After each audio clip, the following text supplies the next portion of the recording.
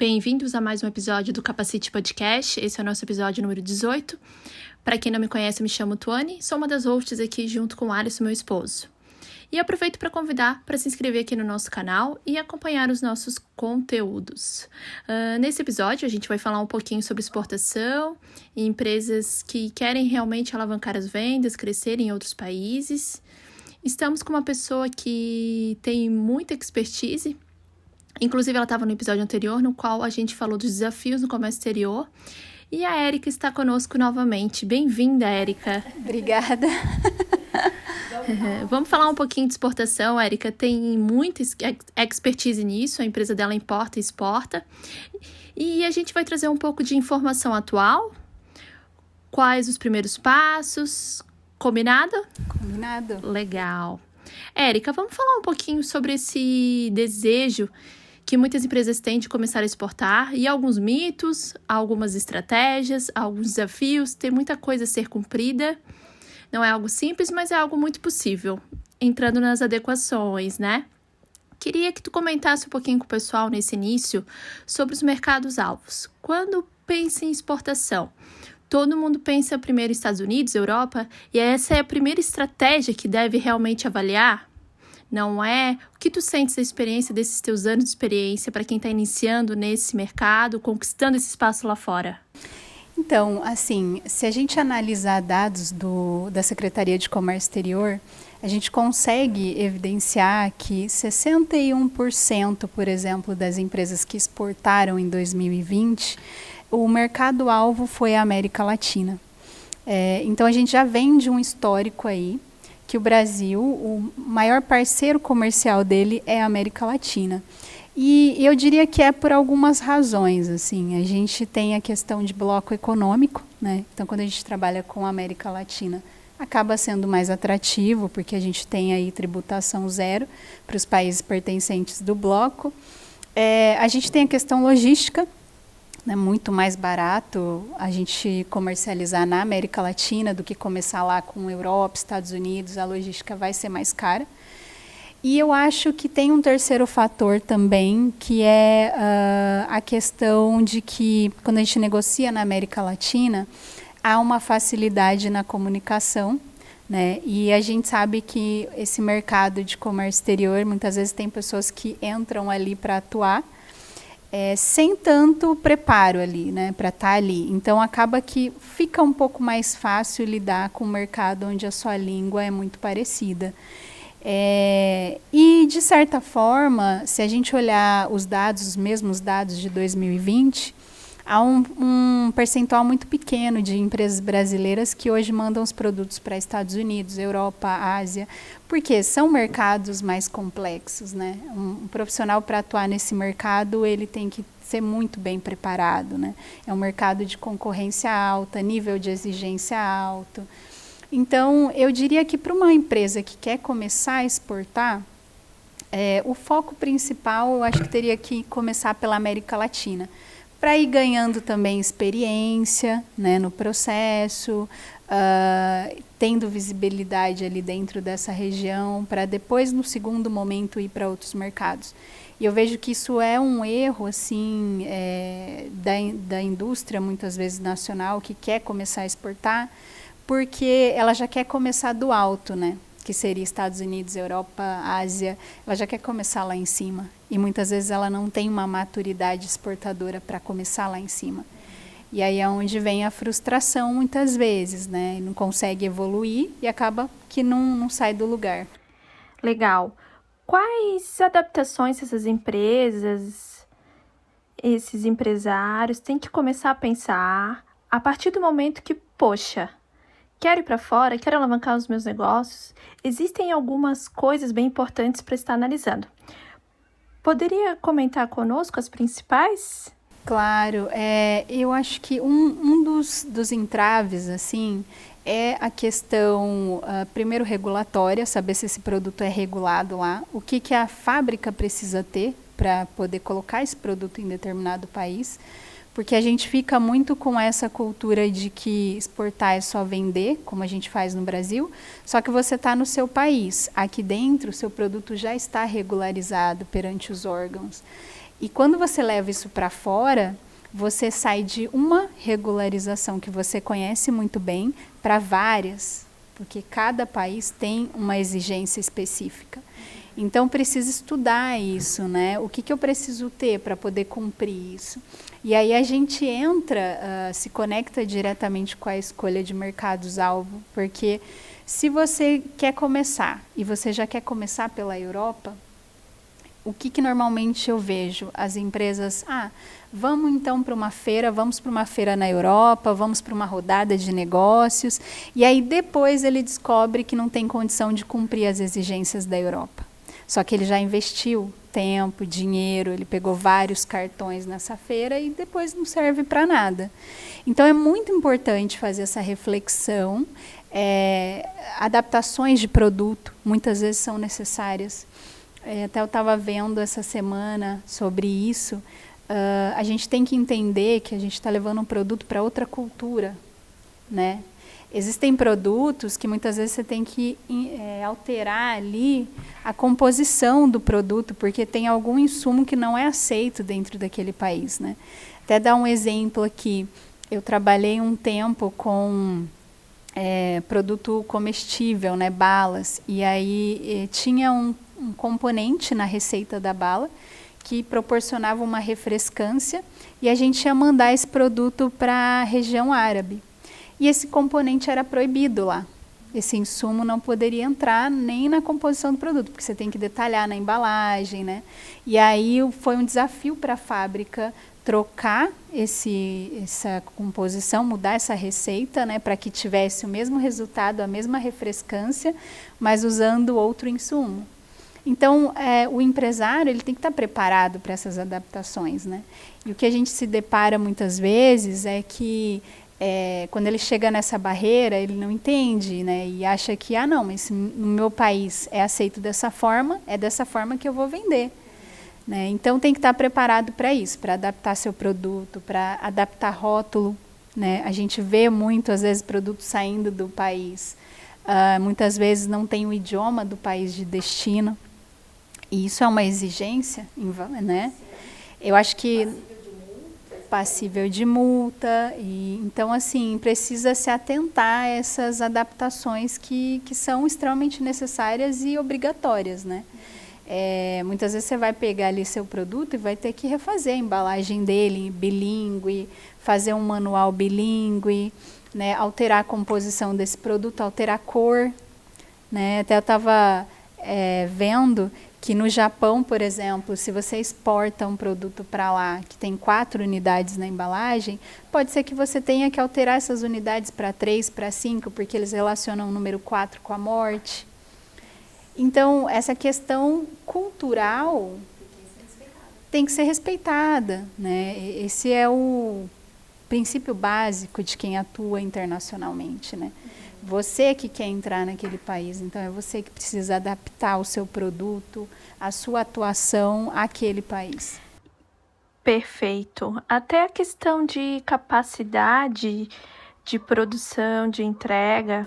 Também extremamente porque importante. É passível de multa se você não cumprir o contrato de exportação e de disponibilidade da carga dentro daquele prazo. Claro, e dependendo do produto, assim, nós nos deparamos muito com isso, assim, a gente inicia um trabalho e muitas vezes no Brasil a fábrica está acostumada a vender o produto em quantidades menores.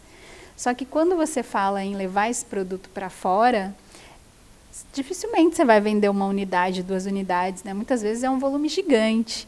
E a fábrica tem que estar preparada. Então, qual é a sua capacidade produtiva? Você tem condições de cumprir isso? Né? Isso precisa ser muito bem pensado estrategicamente. Precisa ter um plano muito bem definido para que você entre de forma efetiva, que você consiga cumprir e ter sucesso, né, naquilo ali. Legal. A gente até falou no episódio anterior, né?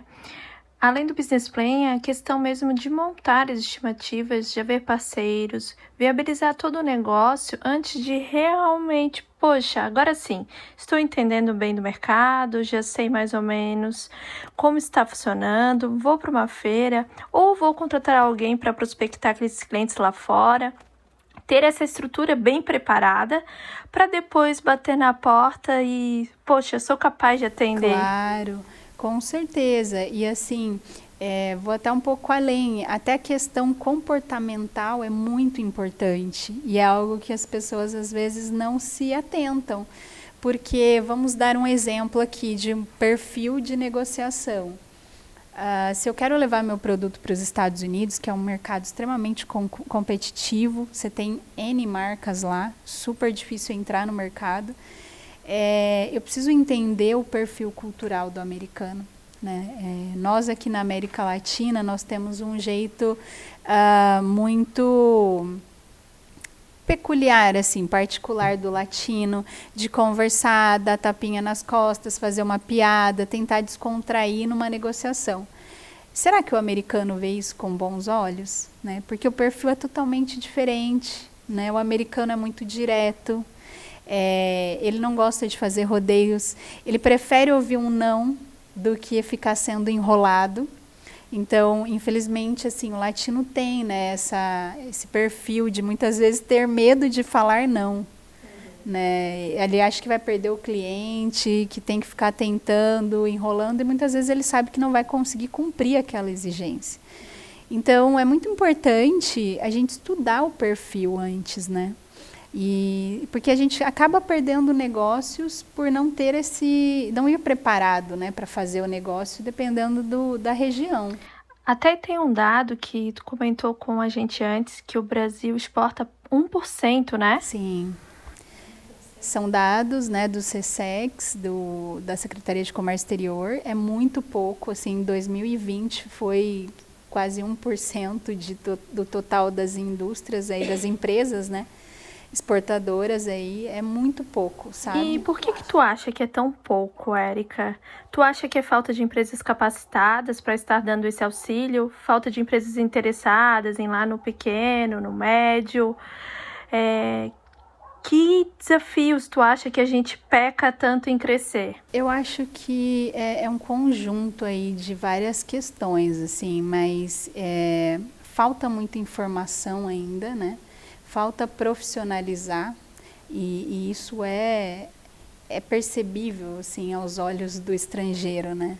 É muito diferente hoje você falar que eu faço negócio com o Brasil ou eu faço negócio com a Europa, com os Estados Unidos, né?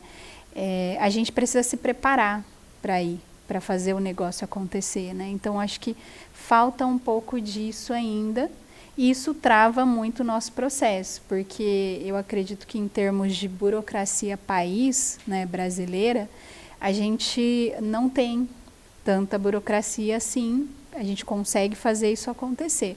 Mas a gente não tem muita especialização, profissionais bem preparados para poder atuar, né? Então, por isso a importância de sempre ter um parceiro, né?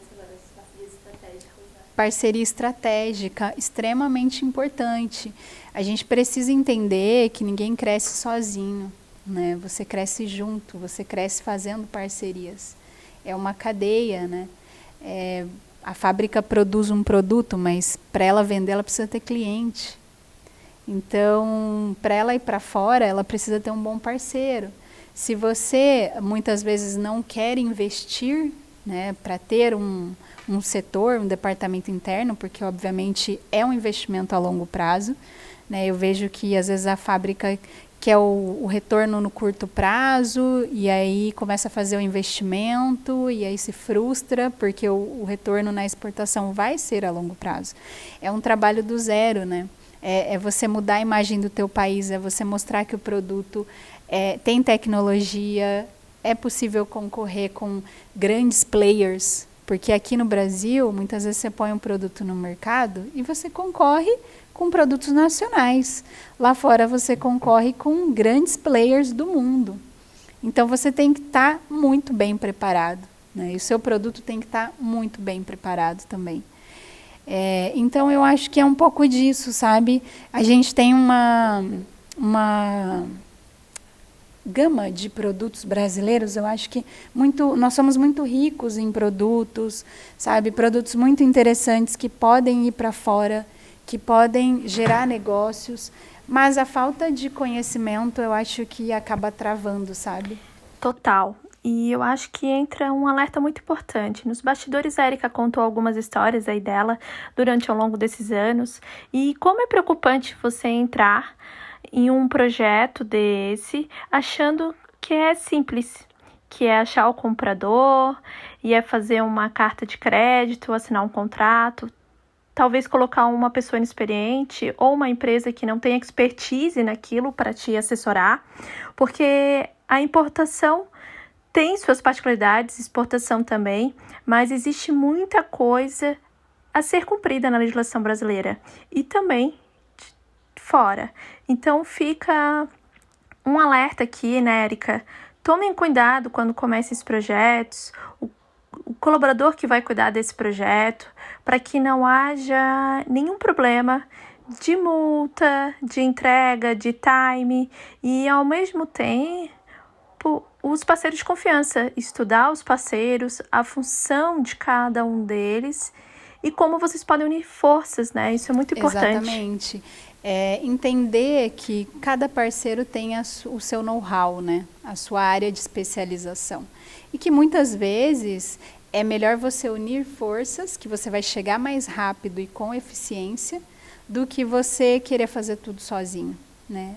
A qualquer preço, assim. Então, eu acho que essa é uma reflexão que a gente precisa fazer sempre, para quem atua no comércio exterior, para quem quer atuar no comércio exterior, porque a parceria estratégica ela é primordial para que você tenha sucesso, né? Para que você não patine, para que você seja assertivo no negócio.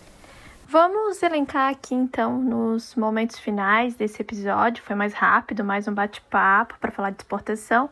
Mas, do teu ponto de vista, quais seriam os passos que a empresa tem que se tornar exportadora ou ter uma trade para dar essa assessoria para ela, ter o radar para registrar essa declaração de exportação, né?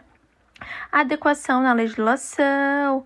Mas, fora isso, quais dicas tu daria para esse pessoal que está querendo iniciar e que deve tomar de primeiros cuidados até esse projeto se tornar algo mais robusto, ser um arroz com feijão para realmente começar? Eu acho que primeiro é definir se você é um mercado totalmente desconhecido para você, vá com um bom parceiro. Procure uma comercial exportadora, uma trading, procure um parceiro que tenha experiência naquela sua área de produto, né? Porque também cada produto tem a sua particularidade ali, né? Procure um bom parceiro para fazer uma aliança e trabalhe de uma forma que eu diria open mind, sabe? Sua mente tem que estar aberta, porque você vai perceber que muitas vezes você vai ter que fazer toda uma adaptação interna, né? Você vai ter que fazer investimentos também. Isso leva tempo. São investimentos a longo prazo, precisa estar bem claro isso, porque é possível fazer acontecer, é possível ter retorno do trabalho, mas é um trabalho a longo prazo. Você não vai ter os retornos que você está acostumado já a ter no curto prazo no Brasil, porque você já está estabelecido no Brasil, né? E ter bem claro que lá fora você está brigando com o mundo. Então, leva um tempo aí para que esse trabalho comece a gerar frutos. Eu acho que esses seriam os pontos principais, sabe? Ter um bom parceiro, entender que ninguém caminha sozinho, para fazer boas alianças, entender que vai ser a longo prazo. Estar preparado para isso. Para entrar nesse mercado e realmente entrar de forma para criar raiz, né? Para criar raiz. E não uma primeira operação, ter problema e ter que encerrar as operações. Exato, porque até um ponto muito importante é que os riscos são muito elevados, né? É diferente de você comercializar no seu país. Então, você assume riscos altos. Por isso, a importância de muitas vezes ter um parceiro estratégico, né, que sabe onde ele está pisando, qual é o caminho mais suave, digamos assim. Ele já passou por experiências que você nunca passou, e e aí você consegue contornar os riscos. Então, eu diria que esses são os pontos importantes, assim, extremamente importantes. Sim, até para a gente começar, como a gente falou no episódio anterior, até quebrar essa barreira de imagem que outros países têm do Brasil, né? Exato. Porque se a gente continuar como está, realmente esse 1% dificilmente vai aumentar diante do potencial que o Brasil tem e é pouco explorado. Claro, com certeza. E da constância, né? Sim, e prova disso são as feiras, né? A gente vai para uma feira aqui no Brasil mesmo, ou até fora, os expositores que vão, a gente tem condições hoje de exportar muito mais, né? De não ser só um país conhecido como exportador de grãos, de commodity, né? A gente tem tecnologia para exportar, né? Só que isso tem que ser bem trabalhado, né? Bem trabalhado, bem estruturado. Exato. E bem planejado. É tudo uma questão de crescimento, né? É possível ter um crescimento muito positivo e muito rápido, só que toda essa estrutura ser feita para que não haja nenhum prejuízo, nenhuma frustração. Porque é aquilo que a gente já falou, né? O mau planejamento gera essa frustração, faz você paralisar e desistir dos negócios. Por isso que é até um índice que eu não vou me lembrar agora, mas a porcentagem é bem alta das empresas que abrem e fecham em menos de 3 anos. 3 anos é muito pouco, ou seja, quando está começando a se estruturar, e aí vem um mau planejamento, uma operação que gera problemas, uma multa. É difícil você se manter motivado para continuar. Então, essa estrutura e planejamento é extremamente válido. Claro, exatamente. É extremamente necessário até para você seguir motivado, como você bem colocou, né? Porque a motivação é o teu combustível diário para fazer aquilo acontecer, né? Só que ela depende das suas escolhas, das boas escolhas. E da constância. E da constância. Então, é fazer as boas escolhas e ter constância naquilo. Legal. Érica, então para fechar, queres comentar algo que tu lembrou? Acho que a gente comentou bastante coisa, bastante, né? Assim. Esse episódio foi meio que surpresa. A gente pensou aqui em comentar com vocês sobre exportação, que é um tema que o pessoal pede bastante, tá? Que legal. Então, quem sabe numa próxima a gente pode elaborar um tema até mais profundo, mas a gente quis realmente trazer uma ideia sobre esse mercado-alvo, de onde o Brasil pode chegar, de como a gente ainda está e tem potencial, e que é super possível você se enquadrar diante de bom planejamento e de uma boa estrutura e com empresas parceiras e de confiança, que com certeza só vão alavancar esses projetos. Com certeza. Érica, obrigada mais uma vez. Agradeço. Gente, aproveitem e comentem aqui. Se tiverem alguma sugestão específica, coloquem aqui nos comentários. Se alguém tiver alguma dúvida, eu vou colocar o Instagram da Érica aqui também. Vocês podem estar chamando ela no direct, talvez perguntar algo mais específico. A gente está à disposição. Aproveito para fazer um convite para curtir o nosso vídeo, tanto no Spotify, YouTube, e compartilhem esse vídeo. Isso ajuda o nosso material a chegar mais longe. E é isso. Desejo uma excelente semana, bons negócios. Bora movimentar a nossa economia. Bora conectar o mundo. Obrigada, Érica. Obrigada eu. Tchau, gente. Tchau.